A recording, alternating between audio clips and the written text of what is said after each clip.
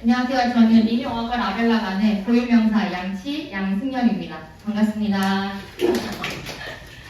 일단 목동고등학교의 내신 대비에 설명하기 앞서서 전반적으로 제가 어떤 수업을 담당했었는지부터 설명 한번 드려볼게요. 일단 저는 리뉴어학원에 오기 전까지는요, 안양교과는 전담해서 맡아서 강의를 했었고요. 그다음에 사실 외부 수업 같은 경우에는 정규나 내신이 따로 존재하는 건 아니고 너무 시험 범위가 방대하기 때문에 보통은 내신 대비를 위주로 수업을 많이 했습니다. 그리고 이제 겨울방학, 여름방학 같은 경우에는 이제 파이오니어나 아니면 의료명문법 이런 수업을 주로 진행을 했었고요. 그다음에 안양고 3학년 같은 경우에는 수능 대비반을 담당을 하다가 그다음에 리뉴 학원에 와서는 명대고 2학년 심화영어 독해 수업을 담당을 했었습니다. 그다음에 라벨라반으로 와서는 추상이반, 고1 S 플러스 반을 담임을 하다가요. 지금 이제 우리 라벨라반이 생긴 지 3년이 이제 돼가요. 그래서 고등학교 3학년 아이들이 생겼기 때문에 고등학교 2학년, 3학년을 지금 데리고 수능 집중반 레벨 1, 2와 레벨 3, 4등급 반을 지금 전담해서 수업을 진행하고 있습니다. 그리고 내신 대비 같은 경우에는 제가 사실 이 전적을 왜 말씀을 드렸냐면 목동고등학교가 이전까지 어떻게 불리냐면 제가 그냥 부르는 건데 목동 외부라고 제가 했었거든요. 그래서 사실 시험 범위가 많긴 하나 그러니까 외부처럼 시험 범위가 많은 건 아니에요. 다만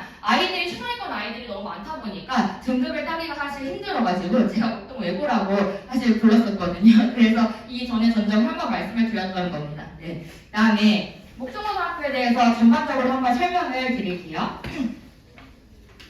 선생님, 네. 마이크 안 쓰셔도 잘 들릴 것 같아요. 아 그래요? 너무 큰가요?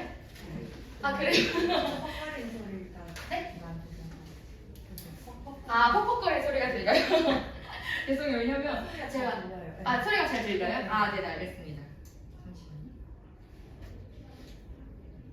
사실 목동고등학교 같은 경우에는 영어 시험이 사실 까다롭게 유명한 봉영여 중에서 오는 비중이 상당히 높아요. 그래서 봉영여 중 같은 경우에는 사실 문법이 원래 중학교 때 같은 경우에도 출제 포인트가 한 과에 2가씩 나오거든요. 근데 사실 봉영여 중 같은 경우에는 출제 포인트 2가 이외에도 플러스해서 이제 선생님들이 영어 문법 프린트를 주는 경우가 많기 때문에 그런 시험 범위를 소화하기 위해서 아이들이 또 열심히 공부를 합니다. 그래서 영어 내신이 사실 어려움에도 불구하고 아이들이 영어를 잘하는 아이들이 모여 있고 그다음에 또 공격력 중에서 오는 비율이 높다 보니까 아이들이 전반적으로 이제 영어에 대해서는 사실 자신이 있는 상태로 들어오는 경우가 상당히 많습니다.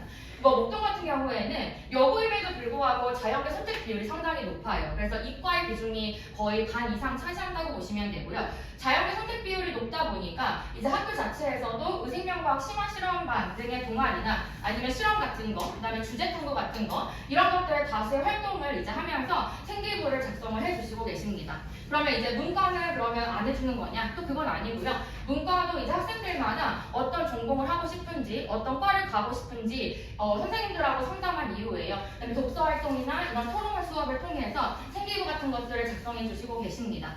지금 여기서는 이제 선생님들 이렇게 챙겨주시고 그다음에 사실 내신 시험이 또 어렵다 보니까 정시 준비하거나 이런 아이들이 또 많아요. 그래서 지금 여기에서 나오는 이 인원수들은요 사실 다들 아시겠지만 재수생들 사실 포함된 인원수긴 하지만 그래도 이제 서울에 있는 서울에 있는 학교 그다음에 여고 중에서도 의대나 아니면 주요 대학교들을 많이 보내기로 유명한 학교입니다.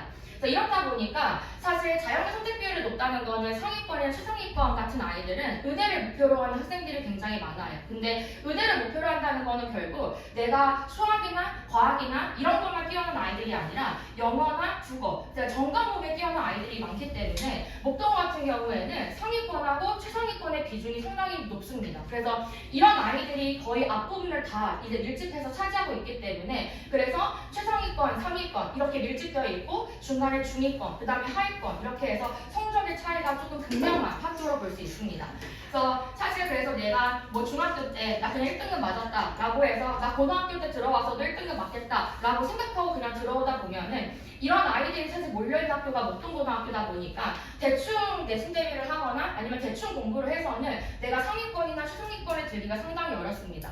대표적으로 제가 말씀을 드리면 작년에 시험이 여기서 어렵다는 거는 사실 제가 객관적으로 봤을 때는 시험 어렵기로 소문난 진경여고나 아니면 강서구나 양정구보다는 어렵진 않아요. 다만 이 주변의 지역에 비했을 때는 사실 어려운 학교가 맞거든요. 제가 봤을 때도. 근데 시험이 어려움에도 불구하고 1등급의 것이 98에서 99점이 나왔습니다. 그러니까 여기서 98이나 99점은 지필고사를 기준으로 한 거고요. 여기에 수행평가가 합쳐지게 됐을 때는 97, 96 정도로 조금 내려갑니다. 근데 97, 96 정도 사실 학생들이 이제 수행평가도 챙기면서 지필고사도 하면서 하기가 쉽지 않은 점수거든요. 그럼에도 불구하고 1등급 컷이 이렇게 나온다는 거는 그만큼 상위권과 최상위권 아이들이 촘촘하게 몰려있다라고 보시면 되겠습니다.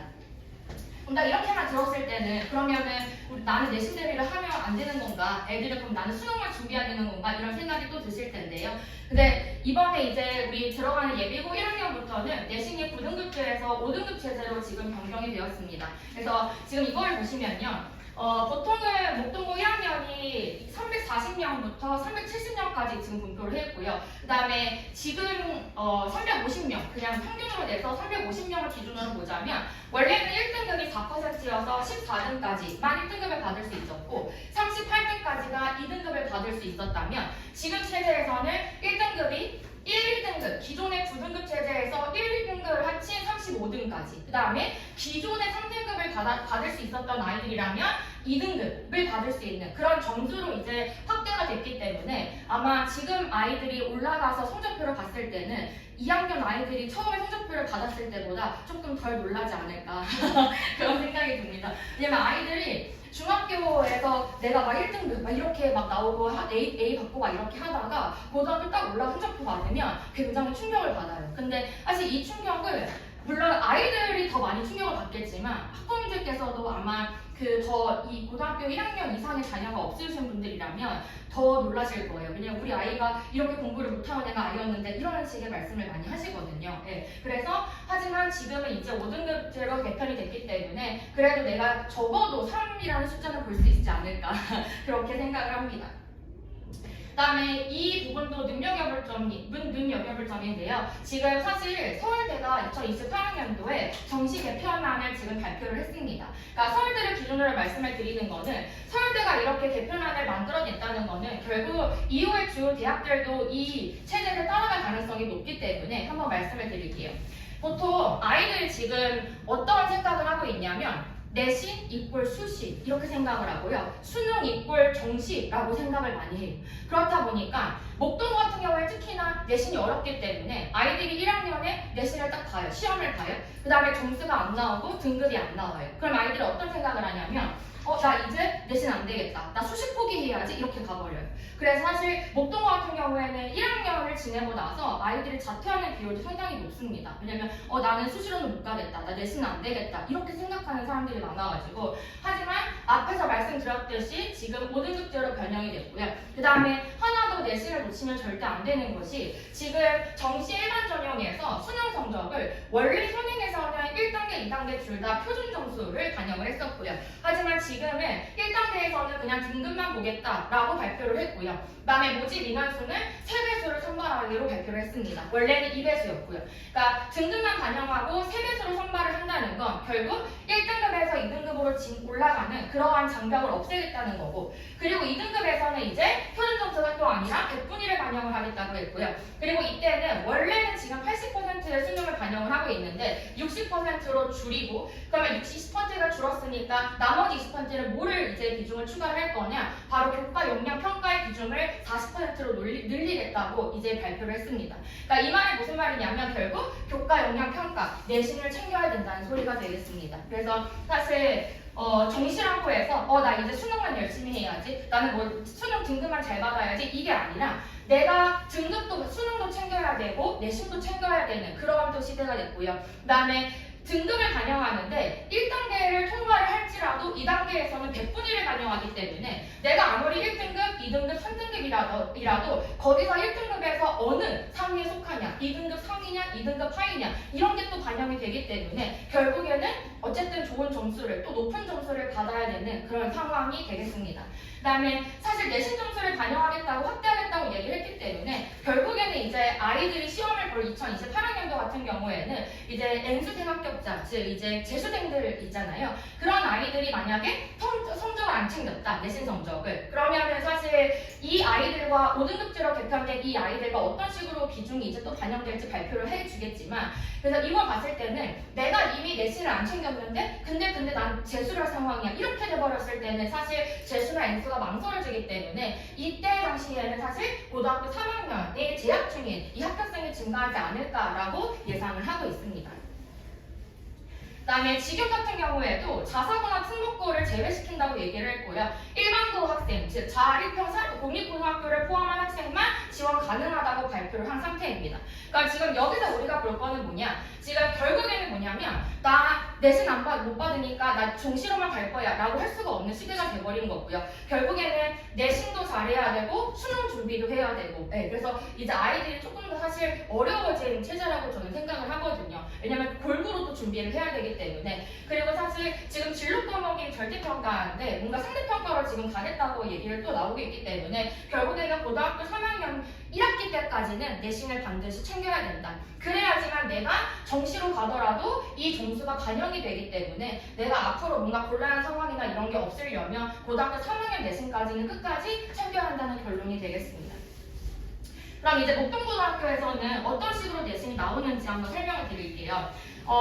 사실 지금 교육과정이 바뀌었기 때문에 이 현행 예비고일 아이들이 이제 학교에 가서 사실 어떤 선생님들이 이제 배치가 되고 어떤 식으로 수업이 될지는 들어가 봐야 또 알겠지만 이 전사지의 이제 스탠스를 보시면은 목동고는요, 영어가 한 선생님이 담당을 안 하십니다. 그래서 한 반에서도 영어 A와 영어 B로 나눠서 수업을 하고 있고요. 영어 A와 영어 B 선생님이 각각 다른 분이 들어가십니다. 그래서 영어 A에서 교과서 1과를 나가신다면 영어 B에서 교과서 2과를 나가시고, 그 다음에 영어 A에서 이제 영어 A 선생님이 준비하신 추가 지문을 들어간다면 영어 B 선생님이 들어가시는 추가 지문이 또 나오게 됩니다. 그래서 동시에 교과서 1, 2과가 동시에 들어가고 동시에 추가 지문이 동시에 들어가기 때문에, 그럼 영어 A, B 선생님이 다르고 지금 다른 수업을 하고 있다는 건 결국 그만큼 범위가 많아진다는 소리가 되겠습니다. 그래서 영어 A, B로 나누어서 그러면 어떤 식으로 이제 평가가 진행이 되어지냐? GP는 60점 만점이고요. 그 다음에 수행평가는 40점 만점입니다. 그래서 60점과 40점을 합치면 100점이 되죠. 그래서 결국에는 GP에서 내가 깎이는 점수가 그대로 총점에 반영이 되고요. 수행평가에서 내가 깎이는 점수가 그대로 내 점수로 반영이 된다는 소리입니다. 그래서 이거를 뭐 100분을 나눠가지고 이런 식으로 절대 안 하고요. 그 다음 내가 깎이는 점수 이꼴 내 점수라고 생각하시면 돼요. 그 다음에 지필고사 같은 경우에는 총 30문항에서 31문항으로 구성이 되어져 있습니다. 근데 저희 아이들이 시험 볼 때 혹시 몇 분 동안 시험 보는지 아세요?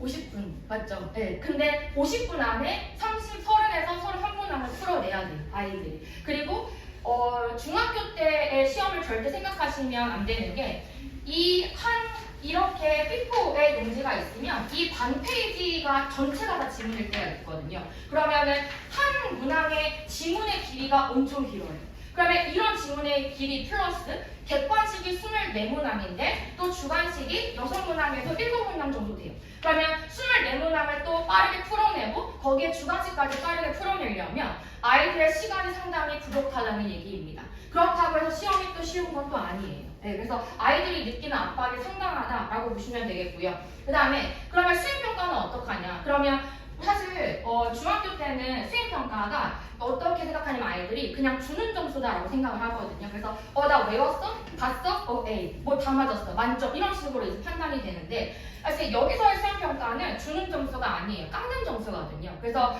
결국에는 중간고사 때 같은 경우에는요. 듣기하고 쓰기로 구성이 되어져 있고요. 기말고사 때는 말하기하고 쓰기 평가로 구성이 되어져 있습니다. 보통 중간고사 때 듣기 평가가 들어가는데 이 듣기는요. 학기 중에 들어가는 듣기가 아니고요. 얘는 시험의 시간표, 이 시간 테이블에 들어가 있는 영어 듣기 시험입니다. 그래서 보통은 지필고사를 먼저 보고요. 예를 들어서 두 번째, 이틀째에 영어 지필고사를 봤다. 그러면 마지막 날에 보통 듣기가 들어가고 이런 식으로 해서 듣기 시험 보는 시간이 또 따로 있어요. 네, 그래서 정확하게 구성은 디테일해서 설명드리도록 하겠습니다. 이제 수행평가에 대해 잠깐 설명을 드리면 아까 수행평가는 총 40점으로 구성이 된다고 말씀을 드렸고요. 그다음에 중간고사를 기준으로 보면 듣기가 20점, 쓰기가 20점 이렇게 배점이 되어져 있어요. 이 듣기 평가는요, 객관식 15문항 내외로 이제 배점이 되어져 있고요. 15문항이나 20점이라는 거는 결국 배점이 1.0점에서 2.5점까지의 배점으로 구성되어져 있습니다. 그래서 제가 한 가지 말씀드리고 싶은 건 듣기를 절대 무시하면 안 된다라고 말씀을 드리고 싶거든요. 왜냐하면 듣기에서 예를 들어서 1점이 깎여버리면 1등급이 날아갈 수도 있어요. 그래서 듣기에서 내가 1.2점 배점을 틀려버리면 또 1등급을 못 받을 수도 있습니다. 그만큼 듣기가 중요하고, 하지만 학력평가를 아이들이 볼 때는요, 고등학교 1학년 특히 학력평가에는 듣기가 쉬워요. 그리고 우리가 보통 생각하기에도 수능에 듣기도 쉽습니다. 근데 지금 여기서는 듣기 시험을 어떻게 출제를 하고 계시냐면요, 지금 여기 보시면 알겠지만 이건 제가 만든 보충 자료인데요, 선생님이 어떤 지금까지는 사설 문제집이 내서 문제하고 스크립트를 이제 복사를 하셔가지고 아이들한테 나눠줘요. 그리고 수업 시간에 그거를 만약에 시험 범위를 다 나갔다면 이제 듣는 연습을 시켜주지만, 시험 범위가 안 나가면 그냥 프린트로 배부를 하기도 합니다. 그러면 아이들은 그거를 집에서 혼자 공부를 해야 돼요. 그러면 똑같은 문제가 출제가 되냐? 그건 아니고요. 만약에 스크립트가 이렇게 나온다면 이 스크립트는 그대로 듣기로 출제가 되지만 여기서 여기서 이제 문제가 변형이 돼서 나오는 거예요. 네. 그러면 이 듣기의 수준은 어떻게 되냐? 우리가 학력평가에서 듣는 그 듣기의 배속보다 1.1배, 1.2배 정도 빠르다고 생각하시면 되고요. 거기에 플러스, 예를 들어서 우리가 지금 학력평가에서 보는 듣기는 다 지문의 길이가 짧아요. 근데 선생님들이 내는 듣기는요, 특히나 일치불일치 같은 경우에는 지문의 길이가 굉장히 깁니다. 네. 그리고 우리가 학력평가에서는 일치불일치 문제가 또 없어요.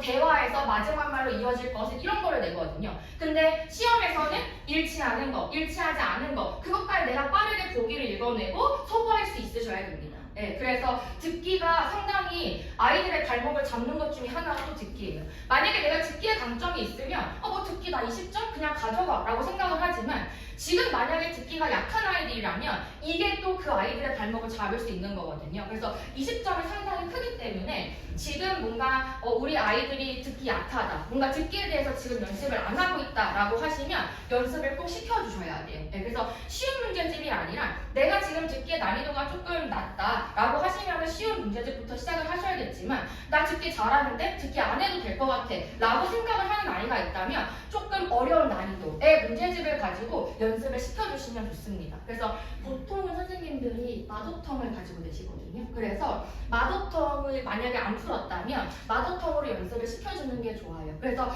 마더텅을 해서 이렇게 사설 문제집을 풀 때도 아이들이 나 들었어 체크하고 그냥 넘어가거든요. 근데 한 문제를 풀 때, 한 회를 풀 때는 거의 17분에서 18분 정도밖에 안 걸려요.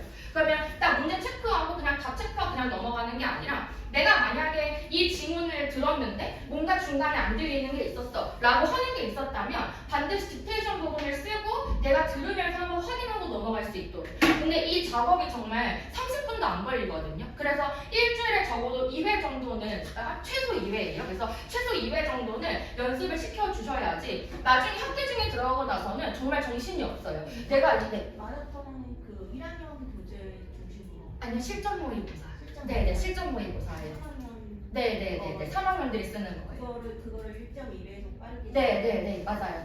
그래서 이제 내가 평소에 들을 때는 이게 안 들리면 1.0배속으로도 안 들리면 당연히 1.0배속으로 들어야 됩니다. 네, 근데 난 1.0배속 쉬워. 그럼 난 조금 더 어렵게 듣고 싶어 라고 하면은 요즘 그 QR코드 찍으면 다 배속 늘릴 수 있거든요. 그래서 1.1배속, 적어도 1.2배속으로는 들으면서 연습을 시켜주셔야 됩니다. 네, 그리고 이렇게 20점이 따로 들어가고요. 그다음에 듣기 같은 경우에 또 20점이 들어가는데, 쓰기 같은 경우에는, 쓰기는요, 그 단원에 예를 들어서 뭐 지구온난화에 관련된 본문이 나왔다. 그러면 선생님께서 지구온난화에 관련된 주제로 글을 써와라 이렇게 해요. 그리고 거기에 이제 플러스의 조건이 있습니다. 예를 들어서 뭐 문법, 뭐 if 가정법 포함하시오 이런 식으로, 뭐 투부정사, 부사용법 포함하시오 이런 식으로 해서 조건을 주면 그 조건과 주제에 맞춰서 집에서 쓸 수 있는 시간을 주세요. 네, 주시고 그다음에 학교에 가서는 외워서 쓰는 걸로, 그런 식으로 이제 쓰기 평가가 교과가 진행이 됩니다. 그래서 보통은 1학기에 3회 정도, 2학기는 2회 정도 진행이 되는데 만약 수업 실수가 부족하거나 아니면 시간이 없거나 하면은 이 횟수는 줄어들 가능성이 있습니다. 네.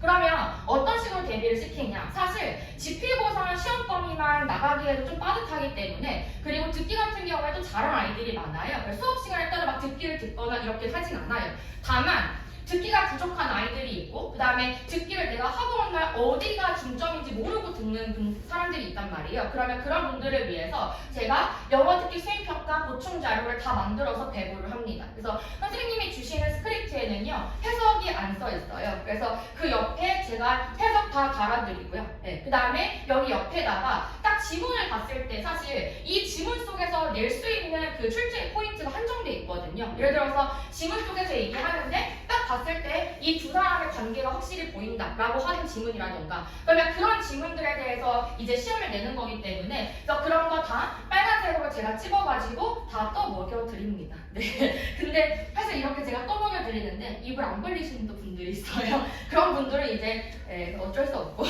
근데 다만 만약에 내가 듣기가 부족한데 나는 절대 혼자 못하겠어 하는 아이들은 제가 또 토요일에 따로 불러서 1대1 보충을 또 해드립니다. 네. 그래서 여기까지가 이제 수행평가에 대한 내용이었고요. 그 다음에 지필고사로 한번 들어가 볼게요. 우리 목동고는요 뭘로 유명하냐면 시험 범위가 많다. 아까 영어 A, B로 나눠서 수업을 진행한다고 했잖아요. 그래서 동시에 교과서가 들어가고 동시에 추가 지문이 들어가기 때문에 그래서 이런 식으로 수업 범위, 시험 범위가 이제 진행이 됩니다. 그래서 한번 말씀드리면 교과서 같은 경우에는 본문 1과에서 2과 정도. 그래서 아마 중간고사는 1, 2과가 들어갈 가능성이 상당히 높고요. 그 다음에 교과서 본문만 들어가는 게 아니라 교과서에 나오는 단어들이 있어요. 근데 여기서 중요한 건 교과서에 나오는 단어, 그냥 단어 외워봐 이게 아니라 영어 AP 선생님들이 각자 이 선생님들만의 스타일로 영영풀이와 다이어 프린트를 제공을 합니다.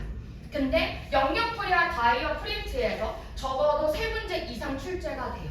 그럼 3문제 이상이라는 거는 적어도 한 문제당 1.1점이라고 하면 3점 이상이 나오는 거고요. 그 다음에 2.1점이라고 하면 6점 이상이 나오는 거기 때문에 이 부분은 반드시 시험에 출제되는 거라서 얘는 반드시 공부를 해줘야 되고 그 다음에 이 부분은 그냥 영양풀이 단어 일치에 불일치에 이런 식으로 나오는 게 아니라 또 유의어, 그 다음에 반의어, 그 다음에 예문 이렇게 다 결합해서 나오기 때문에 이거를 단순히 달다 외운다고 해도 풀 수는 없는 문제다. 그래서 교과서 그래서 교과서 부분에서는 이런 식으로 출제가 됩니다.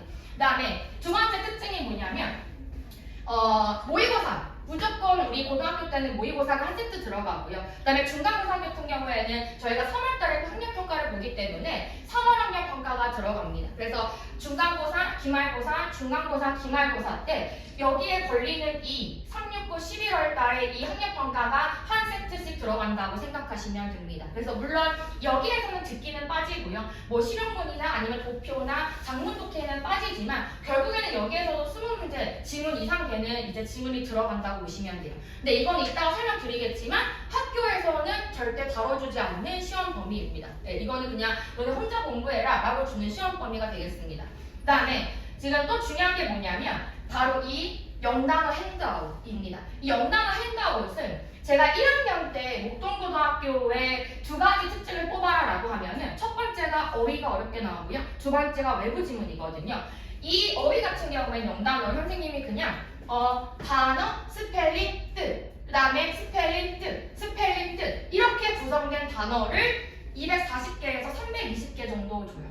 근데 사실 이거를 조금 줄여가지고 작년에는 120개 정도의 150개 정도의 단어를 출제를 했거든요, 선생님이. 예, 근데 이거를 그냥 나눠줘요. 근데 이게 어떤 식으로 시험에 나오냐면요, 그냥 뜻과 내가 스펠링을 외운다고 쓸 수 있는 게 아니라 예문, 영영풀이, 그 다음에 다이어, 유의어, 반의어를 출제를 하십니다. 그래서 그냥 내가 여기에 나오는 거 나 달달 외웠어 이렇게 끝나는 게 아니라 또 여기에서 품사 변형을 해서 내기 때문에 결국에는 선생님이 150단어만 줬더라도 거기서 품사 변형 하나씩만 더해도 300단어, 400단어 이런 식으로 이제 넘어가는 거예요. 그래서 지금 만약에 내 자녀가 또는 내가 그 단어가 약하다라고 하시는 분들은 단어를 많이 외워주셔야 돼요. 무조건 단어는 영어의 힘이기 때문에. 그 다음에 여기서 학교 문법 프린트는 뭐 교과서에서 들어가는 거기 때문에 당연히 나오는 부분이고요. 그 다음에 또 특징이 독해 핸드아웃입니다. 이 독해 핸드아웃은요, 제가 아까 말씀드린 추가 지문이라는 거거든요. 근데 이거는 선생님이 영어 A, B에서 내 교과서 범위를 다 나갔어요.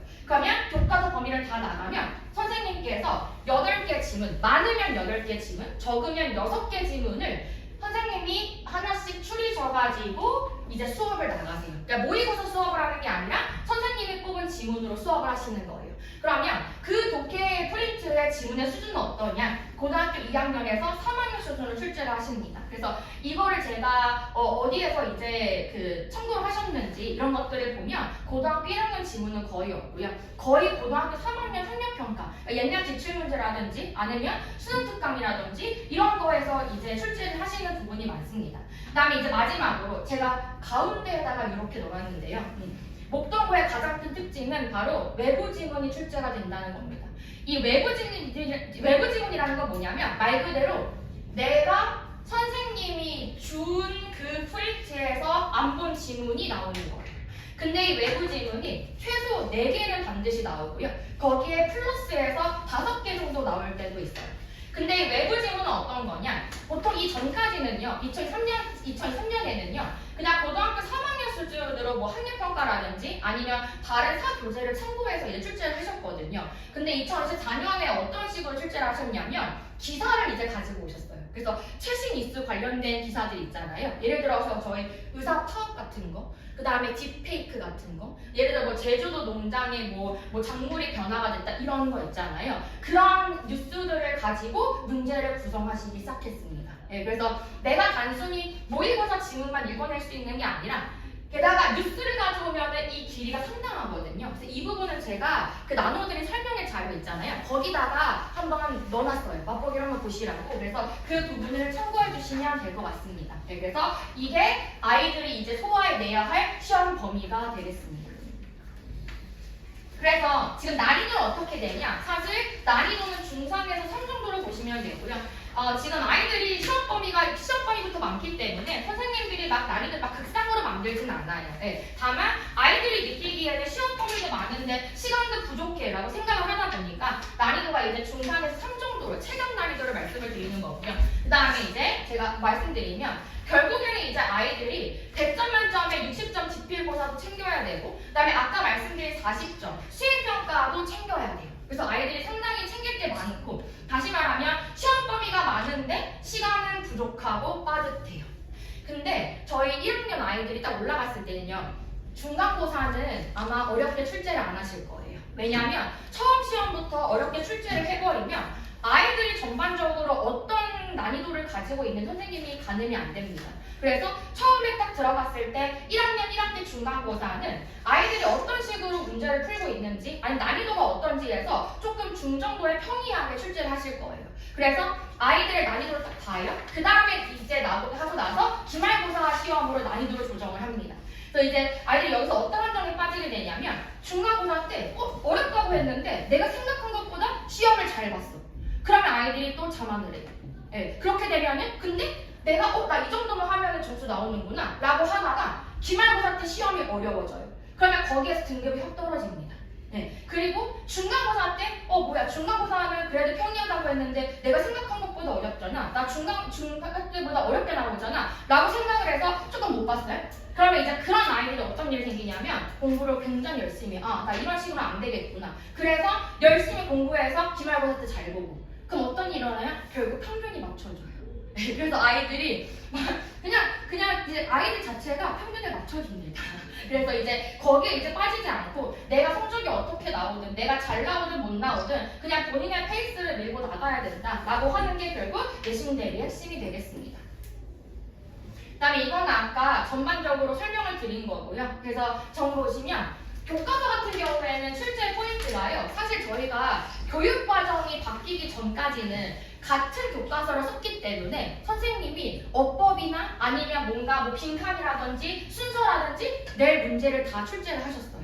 그래서 마지막 시험에서 어떤 일이 일어났냐면 어법, 그 다음에 순서, 삽입 낼 수 있는 거 이전 기출에 다 있기 때문에 선생님이 본문을 그냥 아예 통으로 줘버리시고요. 그 다음에 여기에서 질문에 답할 수 없는 거, 질문에 답할 수 있는 거 이런 식으로 해서 문제를 마지막에 출제를 하셨어요.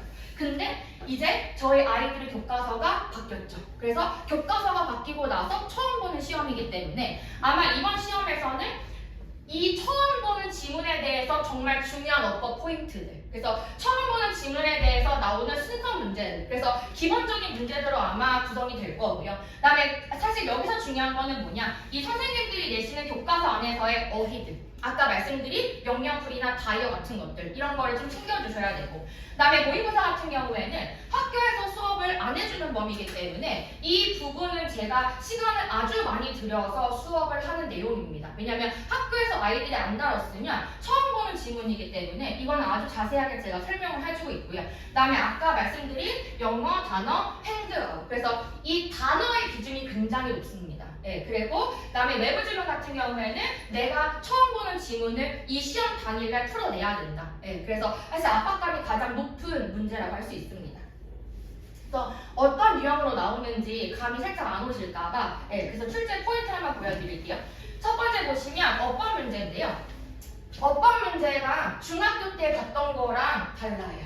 그래서 중학교 때는 나 이번에 선생님이 교과서 1과 같은 경우 예를 들어서 투부정사의 명사적 용법, 투부정사 용법 이거 형용사적 용법 낼 거야. 그러면 아이들이 그거를 달달달달 외우고 문제도 이따만큼 풀어요. 네. 그래서 아마 학원에서도 막 문제 많이 시킬 거예요. 근데 고등학교 때는 어떻게 나오냐? 범위라는 게 없어요. 물론 교과서에서 이걸로 중심으로 해서 본문을 만들었어 하는 문법은 존재합니다. 다만 선생님이 시험에 중점적으로 내는 출제 포인트는 정해져 있지 않아요. 모든 문법의 범위가 출제 포인트예요. 그래서 A 이렇게 보시면 너 빌리프 디에테 동격대 신거 알아? 이거 찾으라는 거예요. 그래서 아무거나 내가 윌 맞아 이런 거 보고 있는 게 아니라 이 문장 속에서 출제자가 원하는 출제 포인트 너 알아를 물어보는 거예요. 그래서 결국에는 A부터 G까지 7개의 출제 포인트를 너 각각 찾을 수 있어? 그리고 그거 맞는지 틀린지도 판단할 수 있어? 이거를 물어보는 거예요. 결국에는 7가지의 출제 요소가 다 이 안에 들어가 있다는 소리입니다. 그리고 여기서 어법 문제 보시면 이것도 보세요. 이 두 개는. 얘도 밑줄 하나 그어놓고 이거 맞아 틀려 물어보지 않아요. 이 전체 질문에서 결국에는 너 이 문장에서 문법 출제 포인트 알아? 이 문장에서 알아? 이 문장에서 알아? 물어보는 거예요. 그래서 만약에 지금 문제를 감으로 풀고 있다. 그냥 대충 딱 보니까 아 이거 틀린 것 같아 이런 식으로 풀고 있다면 그거 고치셔야 되고요. 그다음에 내가 이 문장 속에서 이건 틀렸어. 이거 뭘로 고쳐야 돼. 라는 연습을 지금 하셔야 돼요. 네, 그래서 어법이 2.1, 0.0점, 1.9점 이런 식으로 해서 어법의 개점이 상당히 높습니다. 그다음에 두 번째로는요. 아까 말씀드린 어휘예요. 그래서 어휘 같은 경우에는요. 이런 식으로 나와요. 근데 딱 봐도 길이도 길죠? 근데 이 어휘는요. 이 어휘가 어디에 속한 어휘냐면 그 본문 속에서 선생님이 나 이거 영역풀이 낼 거야? 이렇게 냈던 어휘예요. 근데 지금 이 속에서 뭘로 내셨냐면 유의어로 내셨어요.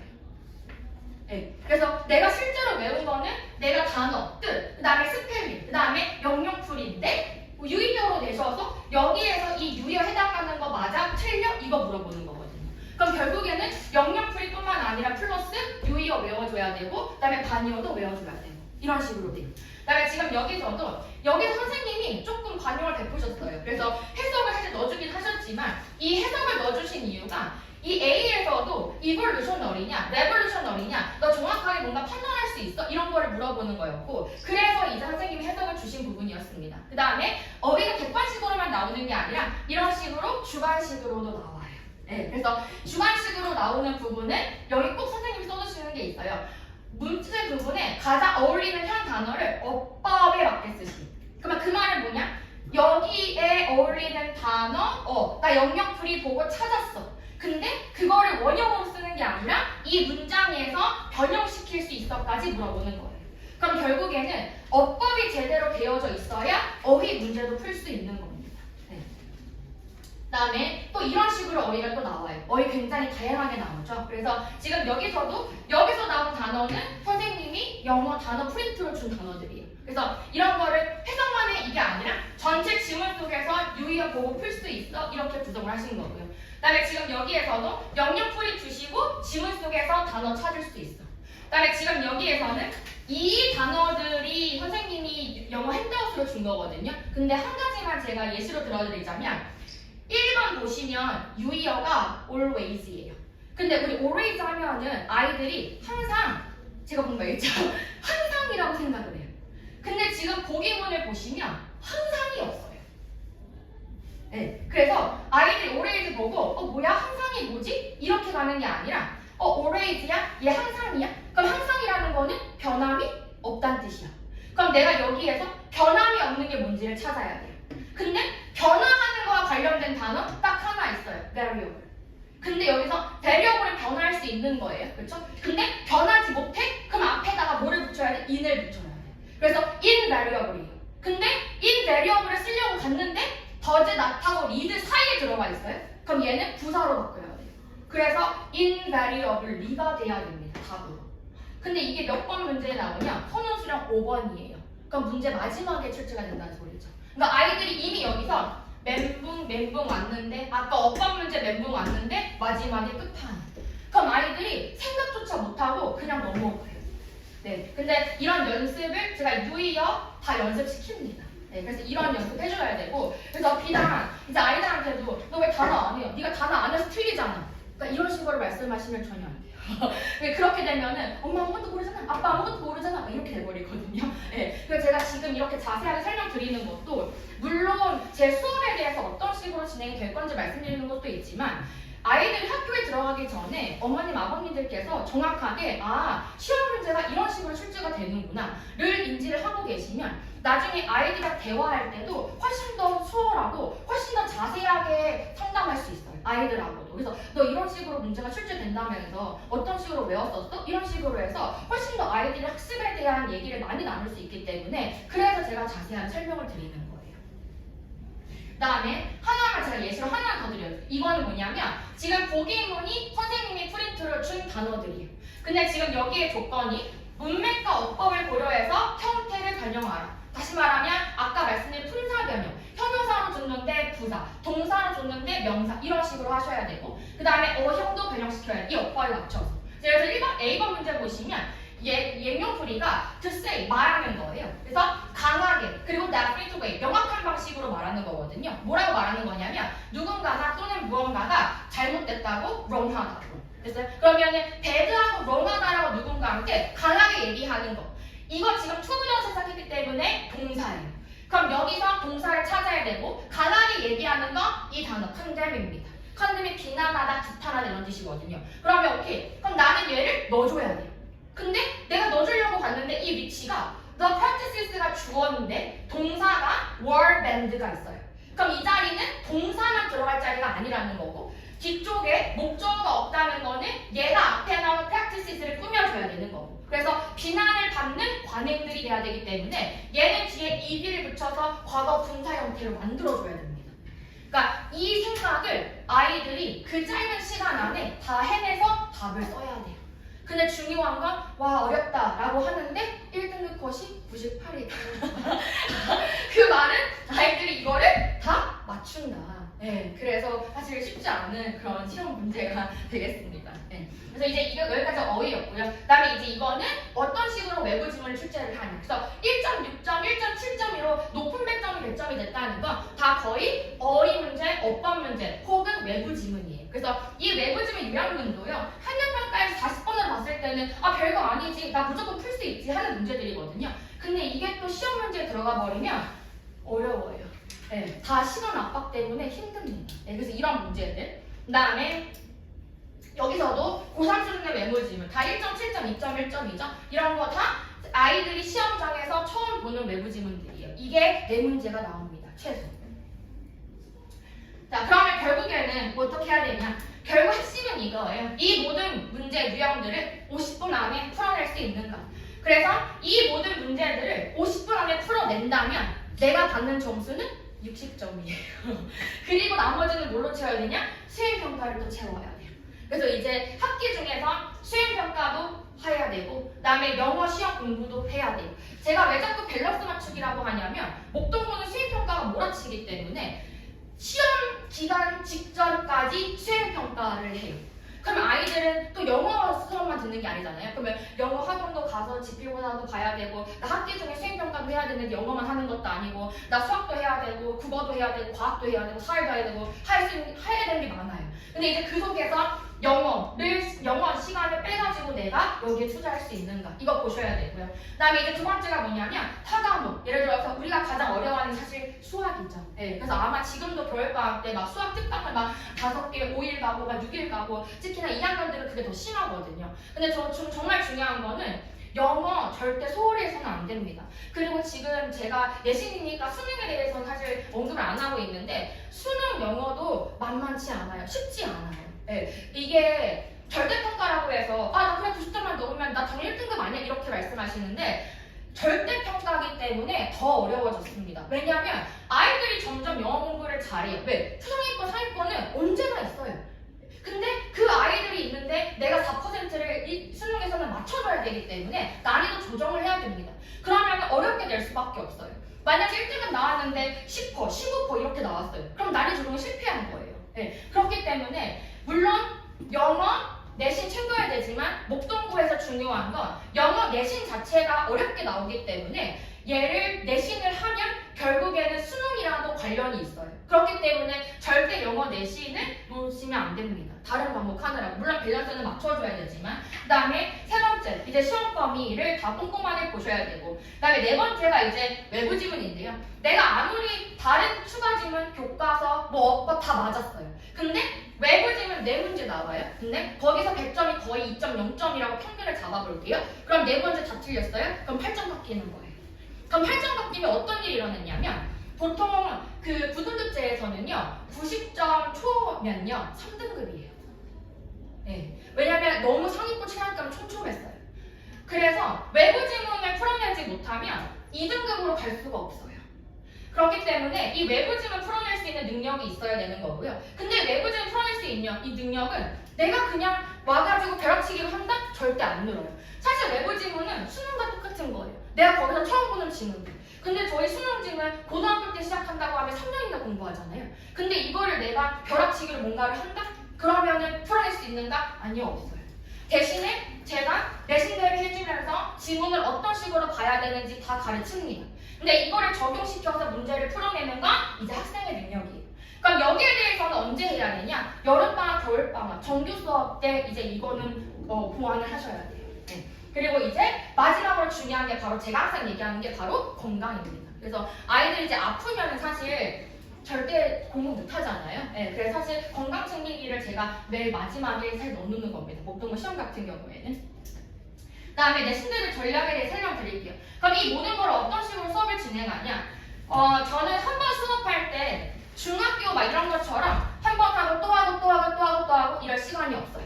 그리고 저는 한 번 한 거 막 똑같은 수업 계속 하는 거 별로 안 좋아해요. 그래서 어떤 식으로 하냐면 한 지문이 나오면요.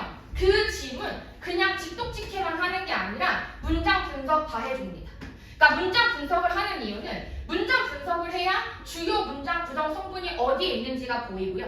얘가 어디에 있는지 보이면 해석이 되고요. 네, 그렇게 문장 분석을 하면은 뭐가 출제 포인트인지 어법의 출제 포인트인지가 보여요. 네, 거기에 플러스 모든 지문 다 도식화 해줍니다. 그래서 도식화라는 건 뭐냐면 지문 속에서 필자의 소재 반드시 하나씩 있고요. 그 다음에 키워드 있고요. 주제문이 있어요. 네, 이런 거를 중심으로 도식화 다 해드려요.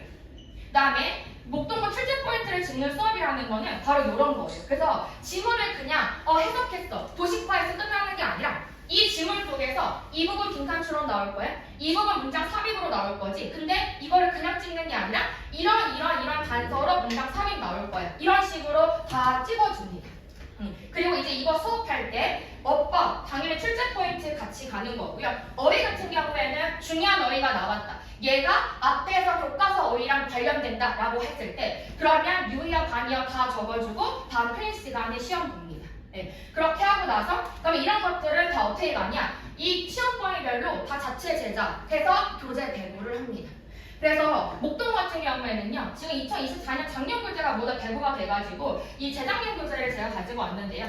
그래서 이런 식으로 목동고 교재는요. 4차까지는 무조건 나와요. 그래서 1차가 교과서, 2차가 모의고사, 3차가 추가 지문. 그래서 4차가 이제 외부 지문 같은 거. 추가 지문도 영어 A와 영어 B가 다르기 때문에 보통은 영어 A, 영어 B를 나눠가지고 제가 교재를 제작을 합니다. 그래서 거의 4차까지는 나가고요. 그 다음에 여기 같은 경우에는 아까 교과서 핸드아웃, 그 다음에 교과서에서 단어들과 영단어 핸드아웃에서 제가 출제가 무조건 된다고 했잖아요. 그런 단어들 같은 경우에는 보충자료 다 만들어서 떠먹여드려요. 그래서 이 단어들도 클레임, 주장하다, 요구하다 이렇게 나왔으면 여기에 각각 맞는 영역풀이와 유의력 다 적어서 시험 봅니다. 네, 그래서 이런 노력에 이런 시간을 이제 아껴주는 거고 저는 사실 제가 이렇게 정리해서 준다고 해도 이거를 결국에는 외우고 학습하는 거는 학생들이 해야 돼요. 그러니까 사실 물리적으로 내가 영어를 공부하는 데 시간을 많이 투자해야 되는 겁니다. 그다음에 어떤 식으로 이제 관리가 들어가냐면 제가 과제 같은 경우에는요 사실 내신 대비는요 시험 범위가 많기 때문에 양이 절대적으로 많을 수밖에 없어요. 다만 저는 양치기로는 과제 절대 안 냅니다. 그러니까 예를 들어서 그냥 본문 나갔어? 너 몇 번부터 몇 번까지 그냥 풀어봐. 이런 식으로 절대 안 해요. 그러니까 저는 어떤 걸 추구하냐면 지문을 과제를 하면서 그냥 본문이 암기되게 만들거든요. 그러니까 예를 들어서 중학교 때처럼 막 본문 달달 외우고 뭐 달달 외우고 이렇게 해서는 앞에 나오는 변형 문제 절대 풀 수 없어요. 그래서 본문 달달 외워서 시험 보는 그런 클리닉은 안 내고요. 다만 제가 이제 수업 시간에 낸 출제 포인트들 그러면 정확히 내가 출제 포인트를 써낼 수 있는가 이런 거를 중점으로 해서 복습 과제 위주로 내고요. 그 다음에 당연히 오답 정리 시킵니다. 그리고 예비군 같은 경우에는 제가 목동고 2학년 수업을 지금 뒷타임에 배정을 해놨어요. 그래서 목동고 1학년을 먼저 수업을 하고 이 아이들이 클리닉 시간에 가면 이 아이들의 클리닉이 이제 정해져 있는 거는 1시간 반이지만 이 뒤에 또 30분, 10시까지 30분이 또 남아있거든요. 그래서 그때 시간을 이용해서 만약에 숙제가 미완료됐다 그러면 거기까지 완료하고 검사받고 귀가를 하는 시스템으로 구성이 됩니다. 그래서 클리닉 같은 경우에는 교과서 진도 나갔어? 교과서 진도 나가 이런 식으로 구성되는 게 아니라 교과서 나가고 모의고사 나갈 때 교과서부터 모의고사까지 볼 수 있는 클리닉 문제. 그 다음에 어휘 무조건 번역 문제로 제가 출제를 하고요. 그 다음에 쉬운 단계부터 그 다음에 심화 단계까지 난이도별로 제가 클리닉 다 만듭니다. 네. 그리고 이렇게 했는데 내가 만약에 부족한 부분이 있다, 보충할 부분이 있고 보완할 부분이 있다 라고 하면은 제가 토요일날 수업을 다 빼놨거든요. 내신 대비 시간에는. 그래서 1대1로 제가 불러서 보충해줍니다. 그 다음에 이제 이 부분이 가장 중요한데요. 아이들도 가장 좋아하는 거고 그 다음에 저도 가장 공을 많이 들이는 부분이에요. 그래서 이거 같은 경우에는 제가 파이널 테스트라고 해서 1차와 2차 나눠서 이제 공용 모의고사라고 하죠. 그래서 자체제작 파이널 테스트 문제를 냅니다. 그래서 그 자료 보시면 알겠지만 수강 후기에서 아이들이 계속 많이 얘기하는 게 뭐냐면 제가 여기에서 자체 전형으로 출제한 문제가 답으로 그대로 나올 때도 있고요. 그 다음에 이 유형이 그대로 출제가 되기 때문에 이 파이널 테스트는 내가 앞에서 정확하게 다 복습을 했는가, 내가 지문을 다 숙지하고 있는가, 내가 어휘를 다 외웠는가 이거를 다 포함해서 실제 시험처럼 보는 파이널 테스트예요. 네, 이거는 100% 제가 다 매년 제작을 하고 있습니다. 그래서 이런 식으로 제가 제작을 해요. 네, 그래서 교과서 출제 범위, 추가 지문 출제 범위, 그 다음에 아까 어휘 유형 같은 거. 그래서 이런 것도 예문이랑 다 제가 만들어가지고 출제를 하고 있습니다. 네, 뭐 직전 수업 같은 경우에는 사실 시험 범위가 방대하다 보니까 교과서부터 하나하나 모든 범위를 찍는 게 아니라요. 출제 포인트, 그러니까 출제될 가능성이 높은 지문들, 그 다음에 아이들이 어려워했던 어휘 부문들을 한 번씩 더 정리하는 시간으로 직전 수업을 가지고 있습니다. 또 이거는 제가 항상 마지막에 학부모님 때도 이제 강조를 해드리는 건데요. 사실 설명회를 와서 뭐 학원에 다닐지 말지 이런 거를 결정하는 자리이기도 하지만 그 고등학교 1학년 올라갔다는 거는 3년까지 레이스가 굉장히 중요하잖아요. 그래서 학생들뿐만 아니라 학부모님들도 힘들고 그 다음에 이제 아이들을 가르친 선생님들도 정말 진심으로 다할 수 있는가 이런 것도 저는 중요하다고 생각을 많이 하기 때문에 그래서 일단 저는 아이들이 오면은 내가 정말 후회 없이 내신 대비를 했는가 그래서 항상 그걸 생각하고요. 그 다음에 아이들이 나를 따라오고 있는가 그러니까 진정 얘네들이 부족한 부분을 보완해서 오고 있는가 이런 부분에 집중해서 지금 수업을 하고 있고요. 그 다음에 학생 같은 경우에는 어떤 게 중요하냐면 내가 만약에 중학교 때 1등급 다 나왔어 난 무조건 A였어 라고 할지라도 고등학교에 올라와서는 그 마음을 자만하지 않는 마음을 가지는 게 가장 중요해요. 근데 그렇다고 해서 나는 그럼 할 수 없을 거야 나는 못할 거야 이게 아니라 또 할 수 있다는 자신감도 필요합니다. 그래서 제가 1학년 아이들한테 시험 보기 전에 어떤 얘기를 많이 하냐면 쫄지 말라고 얘기하거든요. 왜냐면 그 전에 이미 노력을 많이 했기 때문에 시험장 들어가서는 쫄지 마. 너가 할 수 있는 만큼 해. 그냥 문제 끌려고 하지 마. 이런 식으로 많이 얘기해요. 네, 그래서 이제 아이들은 자만도 해서는 안 되지만 사실 자신감도 가져야 되고 결국 중요한 거는 3학년 때까지 끝까지 내신도 챙기고 수능도 해야 되는 그런 포기하지 않는 끈기가 가장 중요하다고 볼 수 있겠습니다. 학부모님께서는 물론 저보다 더 많은 세월을 사실 분들이어서 제가 뭐라고 함부로 이렇게 단언할 수 없지만 단 학습에 있어서 제가 한 가지 말씀드리고 싶은 건 그 이전까지의 아이들의 이력 있잖아요. 뭐 잘했다, 뭔가 못했다 이런 거를 조금 지워주시고 과거의 어떤 성적이나 이런 건 지워주시고 현재 이 아이의 어떤 성적이나 아니면 아이의 모습이나 이런 거에 집중해서 조금 봐주셨으면 좋겠어요. 그래서 뭐 아이들이 뭐 과제가 많다 뭐 이렇게 했을 때 아 과제 많구나 그러니까 이렇게 하는 게 아니라 그냥 조금이라도 좀 단호하게 그래서 내신 때부터 시간이 한정돼 있기 때문에 단호하게 좀 지도를 해주시면 좋겠고요. 그 다음에 단호하게 지도를 할지라도 그래도 그냥 할 수 있다고 너무 질책만 하지 마시고 라고 이렇게 믿음 주시면서 3년을 조금 같이 보냈으면 좋겠습니다. 네. 그 다음에 이거는 실적인데요. 사실 이거는 이 아이들의 점수지 앞으로 아이들의 점수가 아니기 때문에 저는 굳이 말씀드리고 싶진 않아요. 다만 제가 장담할 수 있는 건 영어 공부에 있어서 뭔가 재밌다. 나 영어 학원 오고 싶다. 이렇게 정도는 제가 만들어줄 수 있거든요. 그래서 나는 지금 4등급인데 물론 5등급으로 바뀌었지만 9등급을 집중을 해서 하면 나는 원래 졸업 점수가 4등급이었는데 60점이었는데 근데 80점으로 만들어줄 수 있어요. 그리고 90점으로도 만들어줄 수 있어요. 근데 제가 이렇게 만들어준다는 거는 제가 만들어주는 과정을 제가 아이들한테 줬을 때 이 아이들이 따라왔을 때 이 점수가 만들어지는 겁니다. 그래서 앞으로 만날 아이들이 정말 진심으로 소통할 수 있고 진심으로 저랑 따라와줄 수 있는 그런 아이들과 함께 수업을 했으면 좋겠습니다. 네, 이상 마치도록 하겠습니다. 감사합니다.